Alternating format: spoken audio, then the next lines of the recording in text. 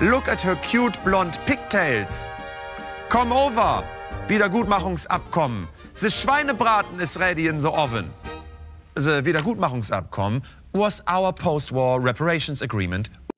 Bro, NetzDG is like supposed to be the anti-hate speech statute in Germany.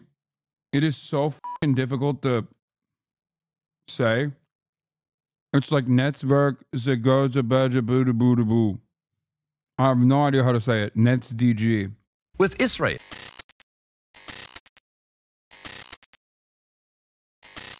I've never liked calling too much attention to today's date, February. Anyway, Mitch McConnell is retiring, finally, even though he's like a million years old. One of the most successful U.S. politicians ever. It's correct. You are right. I wish you weren't right, but you are. Can you give a trigger warning before showing Mitch on screen? Yes. But before we get to Mitch, let's talk about Germany's far-right comeback from the New York Times. And then we'll get to Mitch in a second. Needs saving, according to Elon Musk. But don't worry, we know what we are doing. And we know who we are. We are Germans. We are good at inventing long, complicated words, and we are really cool and relaxed. But of course, there's something else that inventing. Germany may have lost 1 or 2 world wars, but we successfully turned it into a win. And we became Vergangenheitsbewältigungsweltmeister. We are world champions at confronting our history. A title we've... I don't know if I would agree to that. I think it's not even like recent acts. I mean, every German can turn around and say, says you, to me right now, because I live in America. Okay? Oh, he's not serious. For 80 years in a row. We won this title by virtue signaling, but with a German twist. We are not just signaling virtue to others, but also to our own guilty conscience. Living in Germany means being constantly reminded of our past. It's satire? Excuse me. I've never seen a f***ing German try to do comedy before, okay? Give me a break. Literally the most autistic nation on the planet, with the exception of Japan. Every day, 24/7, for now 80 years, we've been telling ourselves, never again. Remembrance of the Holocaust is everywhere in Germany, a country stacked with memorials. Memorials, memorials, memorials, just in case we forget to never forget. Unfortunately, never again didn't come with a manual on how to never again. Our German extreme right party, the AfD, is projected to win almost every 5th vote in our national election this February. The party is called the Alternative für Deutschland, which literally means alternative for Germany. And they will probably become the 2nd largest party in German parliament, out of around half a dozen. Here is what one of the AfD's leading figures thinks of German never again.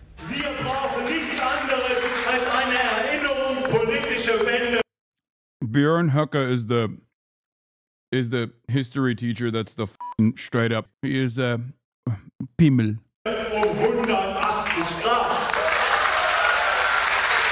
I know it's subtle, but AfD's Björn Höcke might sound a bit Hitleresque, which is French for slightly concerning. Höcke recently won a state election in Eastern Germany, securing the first far-right win in a state election since World War II. He, by the way, can legally be called a fascist, as the German court has ruled in one case. So, should the rest of the world be worried about a big German fascist comeback? Jawohl, aber hallo, und zwar so richtig. Yes, you should be worried. Let me explain why. And since I'm German, my explanation, of course, will be pointlessly complicated and inspiringly brutal, like our traditional German bedtime stories. For instance, the one about a boy named Konrad who wouldn't stop sucking his thumbs until they were cut right off. Just for educational purposes, of course. So, the AfD... Brothers Grimm, dude. Genuinely the most freakish shit. Yo, I swear, when you learn about German history and German culture, you understand how that happened. Also, that's the reason why I was like, Germans are incapable of making a joke. That's why I was shocked when the guy was being sarcastic and joking. Was founded in 2013, and it primarily opposed EU policies. Then it quickly radicalized anti-Semitism, anti-Muslim, anti-migrant, anti-establishment, and Isn't AFD also pro-Israel, though? anti-mainstream media. The AFD worked and works the authoritarian playbook. And now they are twisting the truth by hijacking our world-renowned, beautiful German language. Vogelschiss in der Geschichte. A speck of bird shit in German history. That's what one of the AfD's founders called Germany's past, meaning the Holocaust was just a speck of bird shit in our overall successful history. Success, of course, meaning constantly losing world wars. So far. When Elon Musk, the man who would never salute, recently interviewed AfD's chairwoman Alice Weidel on X, she gave another vibrant example on how AfD mastered blatant truth twisting. The biggest success after that terrible era in our history was to label Adolf Hitler as right and conservative. He was exactly the opposite. He wasn't a conservative. He wasn't a libertarian. He was a communist, socialist guy. Why not try a Amazing. Yeah. Night of the Long Knives was leftist infighting. You know how the left is. 180-degree turnaround from the truth. Let's try. But these obvious little rhetorical tricks are It's so funny because they're like holding onto a position simultaneously where they're saying like Adolf Hitler was bad because he was a socialist, but also he was misunderstood and not that bad. Great. Okay. Like, how the f does that make any sense? actually effective, thanks to one special German way to cope with our past. Geschichtsvergessenheit. Geschichtsvergessenheit means actively forgetting our, let me put it this way, ambiguous past, despite the endless memorials. Because honestly, having to confront your own history can be really, really exhausting for us Germans. But Geschichtsvergessenheit is not a concept the AfD just recently invented. In 1952, for instance, Konrad Adenauer, one of the founding fathers of our modern democratic Germany, signed a Wiedergutmachungsabkommen, a reparations agreement, yet another beautiful, accessible German word. And did you know, also a pretty common girl's name in Bavaria. Ah, there's little Wiedergutmachungsabkommen. Look at her cute blonde pigtails.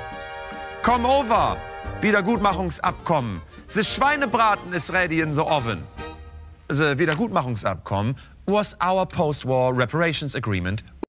Bro, NetzDG is like supposed to be the anti-hate speech statute in Germany.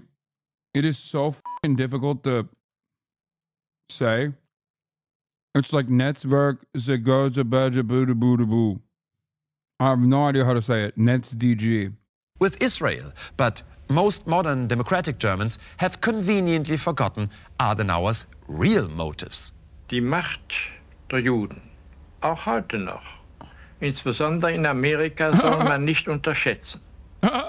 Und daher habe ich sehr überlegt und sehr bewusst, und das war von jeher meine Meinung, meine ganze Kraft daran gesetzt, so gut es ging, eine Amazing.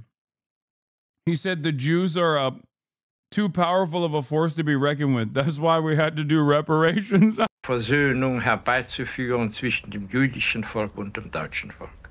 In other words, beware. The Jews are still powerful, even though we try to kill them all. So from now on, we better be nice to them. And then all is wieder gut again. Thank you, Konrad Adenauer. But never really went away in both Germanys. In the 2000s, a terrorist group murdered at least 10 people. Their racist crimes continued for years because the German public and police that neo-Nazis could be responsible. Instead, they just publicly blamed immigrants for supposedly killing each other. Why are we Germans so blatantly dismissive towards the collective affection for the far right? Partly because in Germany, there's a discrepancy between collective memory and... I'm not gonna lie, this is probably the most radical criticism of Germany that you're going to hear, even in terms of like their commitment and allegiance to Israel. Like this, like I'm actually kind of shocked. Like I'm sure this guy is not anti-Zionist or whatever, but it's like kind of shocking that here comes the anti-Deutsche Jan Böhmermann. I suspect that he is. I suspect that he, much like every other prominent German, is probably super libbed up and super Zionist, but and individual guilt. We acknowledge our grim past, never again, yada, yada, yada, but our ancestors, like personally, our families, ourselves, we had nothing to do with it whatsoever. Yes, my great-grandfather was in the Waffen-SS, but he was a cook. And the lasagna he made in Stalingrad tasted like Schuhsohlenauflauf. So basically, he tried to destroy the Waffen-SS from within. Where's his memorial? By virtue signaling to our own guilty conscience, we got rid of our Nazi past. Germans have sworn. Does he extend this to Islamophobia? Or even like endless support to Israel too? Because he's 100% nailing the fake virtue signaling aspect of I think, as far as what I've seen, like the German collective consciousness surrounding the Holocaust and these war crimes and the atrocities during World War II, and how like modern Germany reflects on it. It's very interesting to hear a German say these sorts of things. It also does play a way, like a comfortable narrative, to claim that Islamophobia is valid, and also modern anti-Semitism does not come from the Germans, but it comes from anti-Israel sentiment, which Muslims are trafficking. To never again so many times that it became an empty phrase. And when a new right-wing leader calls for a 180-degree turnaround on never again, we also don't take it seriously because it somehow feels empty as well. Because no matter what we do, Germans can't be Nazis again. That's the space in which the AfD operates. They can say and do Nazi things as long as they aggressively deny that anyone was ever a Nazi. It's like giving the Hitler salute in front of a large crowd of right-wing extremists while denying being a Nazi. It's a narrative that seems to be successful all over the world. We aren't Nazis, we just don't fully support liberty, equality, and the rule of law. We aren't Nazis, we just want white supremacy. The AfD is not the new Nazi party, they just want Germany to be great again. And that's why now in Germany, the Kacke ist am Dampfen.